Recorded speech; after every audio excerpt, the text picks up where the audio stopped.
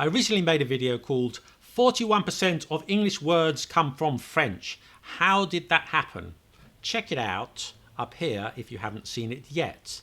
And while the title was admittedly somewhat provocative, I was nevertheless rather taken aback by the sheer number of comments questioning these figures. So I thought I'd go into them today a little bit more deeply. Now, there are several different sets of stats on the internet, and this is the one I chose.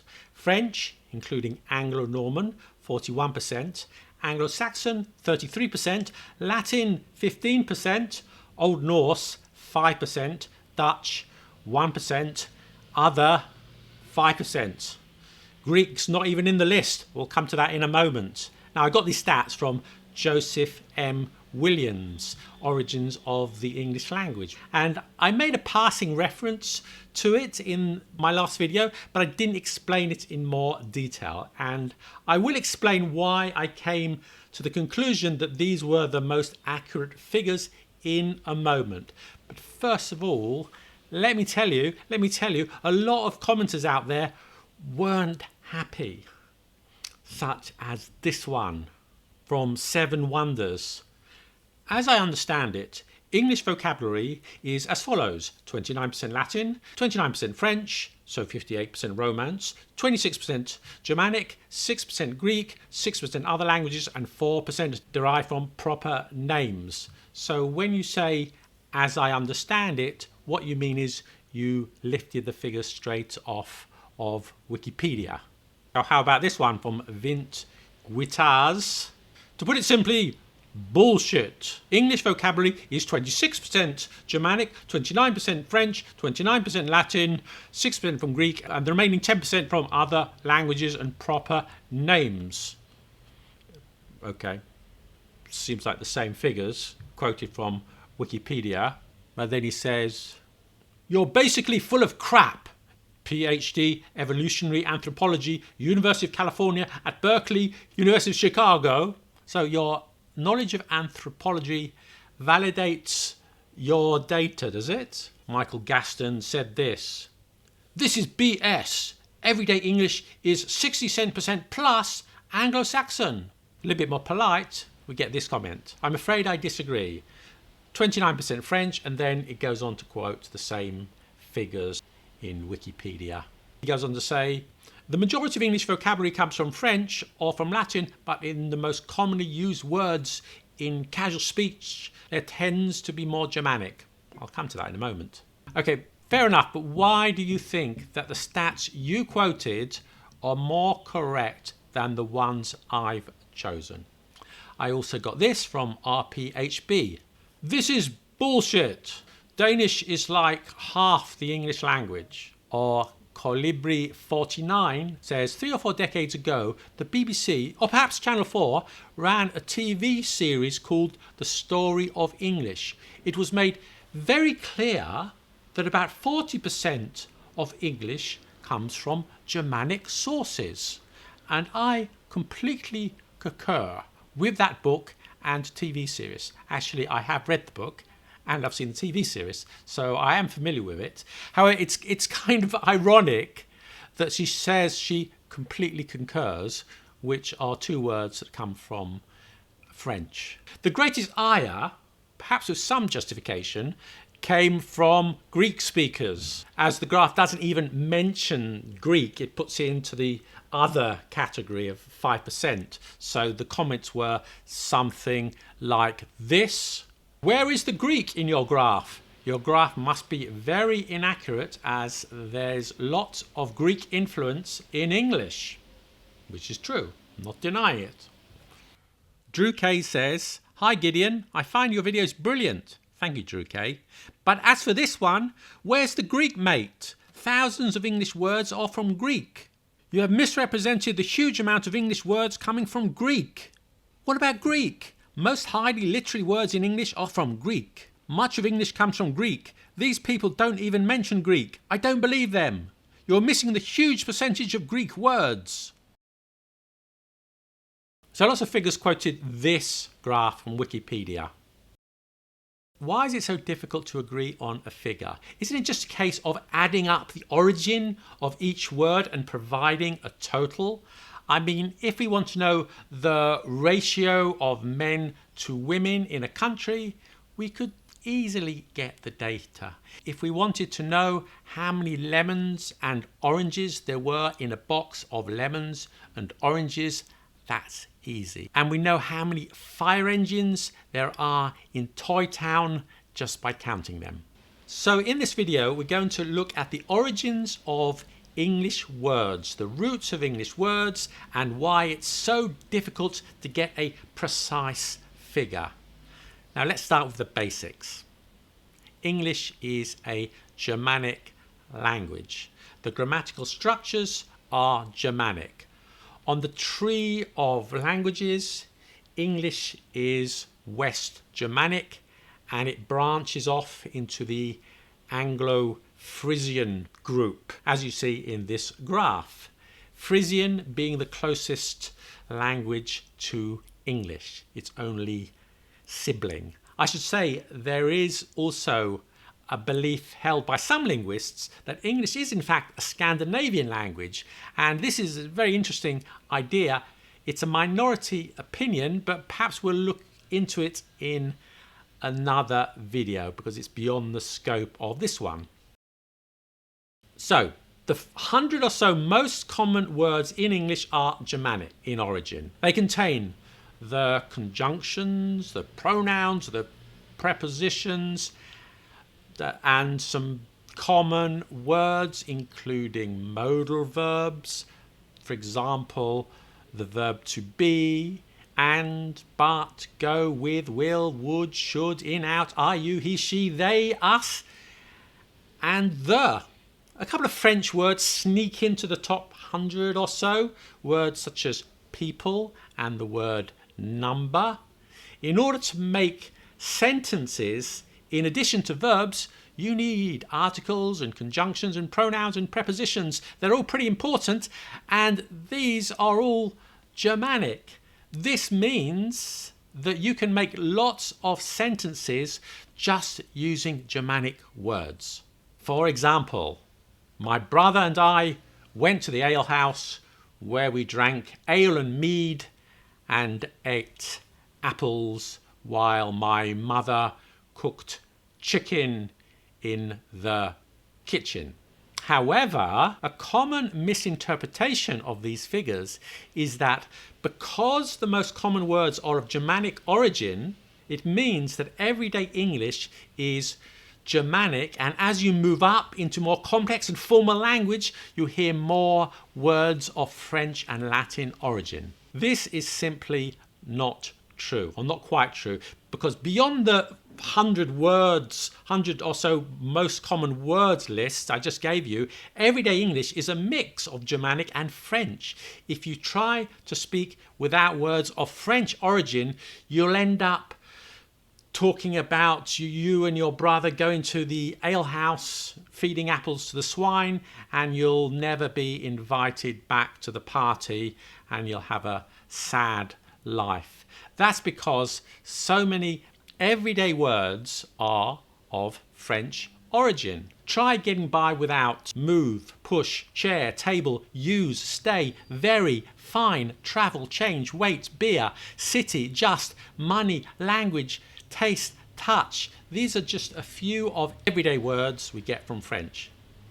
We stayed at the table and used the money for beer and very fine beef. A basic sentence with mostly, if not all, words of French origin. So yeah, hardly the language of the elite. The common words are French too. However, this is true if you try to make an entire sentence using French words, it's more challenging. I did try it, and this is the best that I came up with. Male spectators awaiting beer experience considerable excitement viewing attractive female dancers performing.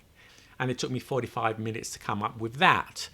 If you think that you can make a better English sentence using only words of French origin, then please write it in the comments. That's my first challenge for you today. Because now my next challenge. Let's have a look at some English words and you can tell me in which column would you put them. I've got columns here where you'll find the main source languages of English. Old English, also called Anglo-Saxon. I'll use them interchangeably in this video. Latin, French, also Anglo-French, Old Norse, Greek, Dutch, and other. Let's start with this one, glamour. Glamour. Now this is a Scots word from the Scots language, not Scottish English. Don't confuse it with Scottish English. No, Scots. And if you don't know about the 3 languages they speak in Scotland, then do check out the video we made about it up here. Now you're looking at the columns, you say, hey, where is Scots in our list? It's not there. So should it be in other? Hold on a second. Glamour is actually a corruption of grammar, which comes from the French grammaire. So this is a point for Team French, isn't it? But wait, grammaire actually comes from Latin, grammatica. So is it a point for Team Latin? Well, we're not finished because grammatica comes from the Greek, grammatike. Does that mean that Greek gets the point? Yes, who gets the point here? I'm asking you. You decide. Let's have a look at a few more examples. Schedule. In British English, we say schedule. Americans say schedule. But whatever, it comes from the old French cédule, meaning a slip of paper. But this in turn comes from Latin, scheda, but its roots are from Greek, skide, meaning a splinter. And once again, who gets the point? Street. This is an interesting one. It comes from Old English, stret, meaning street. And you have similar words in modern German, Straße, and Dutch, Straat. Point for Old English, but no, stret is taken from the Latin strata, meaning paved road. And it's one of the few words in English that has been around in Britain since Roman times. Almost all the Latin we have came into English much later. So is this a point for Team Latin? But hold on. Strata has Proto-Indo-European roots. It comes from the word stere, meaning to spread. A point for Proto-Indo-European, is it? Which isn't even on the list. Sister. Now this one is up for debate. Is it from Old English, sveostor, or from Old Norse, sister? Now there are many more Anglo-Saxon words in English than Anglo-Norse ones, and yet it sounds more similar to the Old Norse word. Old Norse and Anglo-Saxon were similar languages, so where do we put our point? Difficult to say, isn't it? Coffee. We got it from Dutch, coffee, which got it from Turkish, which got it from Arabic. Who gets the point? Clock. Now this is complicated. It too has Dutch roots. It comes from klokke. 1 point for Team Dutch. But the Dutch got it from Old French, clock. In modern French, that's cloche, which means a bell. The French got it from medieval Latin, clocca, but it doesn't stop there because Latin probably, and I stress probably, got it from Celtic, clock, and it cognates with words in Welsh and Irish, which I can't possibly pronounce. Here's where it gets really interesting. Take the word anti-clockwise. Wise is from Old English meaning direction, but you can trace the word back to Proto-Indo-European. Anti is from Latin, which took it from Greek, which took it from Proto-Indo-European, meaning against. And we've already talked about clock. So which team gets the point for anti-clockwise, a word with 3 different etymologies? Answers in the comments. Compound words always pose a problem. Smartphone is a mix of Old English and Latin etymology. Television is a mix of Latin and Greek. Awkward is a mix of Old Norse and Old English. Which column do we put them in, or do we split the points? And the words poor and pauper Poor comes from French, pauvre. Pauper from Latin, but ultimately both come from the same Latin word pauper. Is this 2 points for Latin or 1 each for Latin and French? Generally, I'd say give the points to the first language we got it from, okay? Because if we go to the top of the tree, we'll have a lot of Proto-Indo-European, because Germanic, Romance, Greek and Celtic languages share the same ancestor, and our graph will end up looking something like this. By giving the points to the first language up in the hierarchy, you can see why Greek loses out, and Latin too. There are not many non-Indo-European words in English. A few of Arabic origin, such as sugar, cotton, algebra. From Japanese, you have tycoon and tsunami. From Indonesian, we have bamboo and gong. And the Aztecs gave us avocado from Spanish, chili and tomato. What about the names of things? What about foods, for example? Chop suey, that's in the dictionary, but is it 1 word or 2? Pain au chocolat, is that 3 words or 1? And what about these words? Girl, boy, bad, bird, dog, big, kick, lad, lass. Common English words, and yet we don't really know their origins. They just appeared in the English language sometime over the centuries, but their etymologies remain a mystery. We have theories, but we don't really know, so we can't put them in any column. Just take girl, for example. It can be traced back to the 13th century and used to refer to a child of either sex. There are theories about its origin, but they're just theories. Look at these words. Do you know them? Because I don't. If you count all the words in the dictionary, you're going to skew the results in favour of Latin and Greek. The reason being that there are lots of technical words and medical and scientific terminology that are never used in general conversation, but there are lots of them, and do we count them or not? And if not, where do we draw the line? Have a look at this sentence. John and Jane went to London and Leeds and ate bread and butter and jam. The word and appears 5 times. That's a third of the text. Do we count the 5 occurrences of and, or is it just once? If you're going to count each occurrence, this is going to push up the number of Germanic words. If you run a dictionary through a program and just count each word once, then this will push up the number of Latin and Greek words. And it would be strange. The word the alone makes up 6% of a given text on average. Would we give the word the same weight as flockification, a word that nobody uses, a word that nobody ever uses? In the European Union, so let me, Mr. Deputy Speaker, be rude about them. Let me indulge in the floxy-knocky-nihilopilification of judges of the European Union. Okay, almost nobody ever uses. So these are the figures most quoted about the origins of the English language. The figures I talked about in the beginning from Wikipedia. It's based on 80,000 words taken from the shorter Oxford English Dictionary.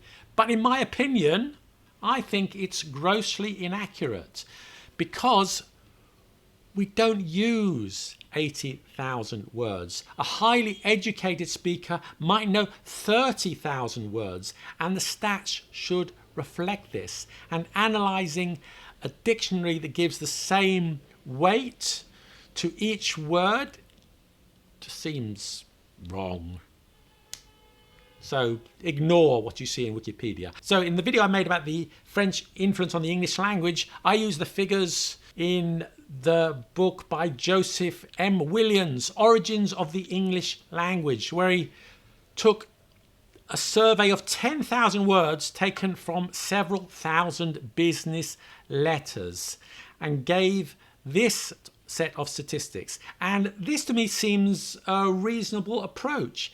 Everyday words that people are actually using without wandering into the fringes of the English language. Now, if you're a doctor or a physicist, you may have a different top 10,000, but this is good enough for a pleb like me.